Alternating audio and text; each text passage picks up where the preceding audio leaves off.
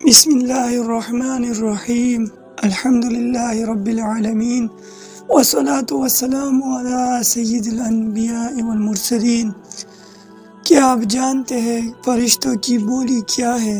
جب علم کا سوال سامنے ہو اور جواب معلوم نہ ہو تو حقیقی عالم وہ ہے جو عاجزی سے کہے لا اعلم، یعنی مجھے نہیں معلوم۔ یہی تو وہ بولی ہے جو فرشتوں نے بھی اللہ کے حضور کہی تھی۔ آئیے سنتے ہیں ایک ایمان افروز واقعہ۔ حضرت حافظ الحدیث عامر بن شرحبیل رحمہ اللہ متوفی 109 ہجری، جو امام شعبی رحمہ اللہ کے لقب سے مشہور ہے، بہت ہی عظیم الشان تابعی محدث ہیں۔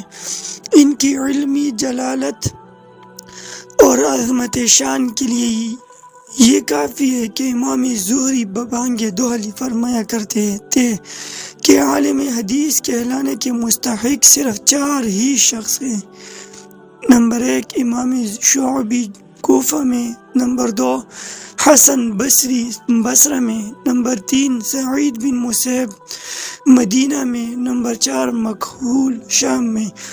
امام شعبی رحمہ اللہ اپنی عظمت اور عالمانہ وجاہت کے باوجود بہت ہی متواضع اور منکسر المزاج تھے۔ ایک مرتبہ کسی نے آپ سے کوئی مسئلہ پوچھا تو آپ نے جواب میں لا اعلم فرمایا، یعنی میں نہیں جانتا۔ سائل نے طیش میں آ کر کہا کہ تمہیں شرم نہیں آتی کہ فقیہ عراق ہو کر کہتے ہو کہ میں نہیں جانتا؟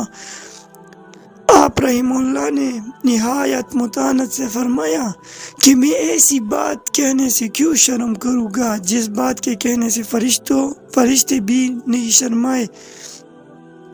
کیا تمہیں معلوم نہیں کہ جب اللہ تعالیٰ نے فرشتوں سے فرمایا کہ انبئونی باسماء ہؤلاء، یعنی تم سب ان چیزوں کے نام بتاؤ، تو فرشتوں نے بھی تو یہی کہا تھا کہ لا اعلم، لا علم لنا الا ما علمتنا، یعنی ہم نہیں جانتے بجز ان چیزوں کے جن کا تو نے ہمیں علم دیا ہے۔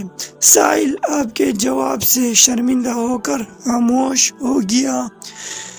اس واقعے سے کیا نتیجہ ملتا ہے؟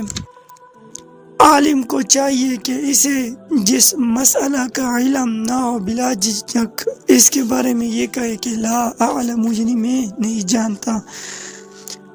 حضرت علی شیر خدا رضی اللہ تعالیٰ عنہ مبارک کا ارشاد گرامی ہے کہ جو شخص بغیر علم کے فتویٰ دیتا ہے اس پر زمین و آسمان کے تمام فرشتے لعنت کرتے ہیں، اور سلف و صالحین کا بھی یہی طریقہ ہے۔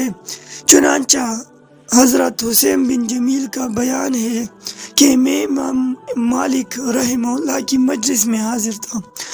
لوگوں نے آپ سے اس مجلس میں 48 مسائل دریافت کیے تو آپ نے 32 سوالوں کے جواب میں یہی فرمایا کہ لا اعلم، لا اعلم، یعنی میں نہیں جانتا۔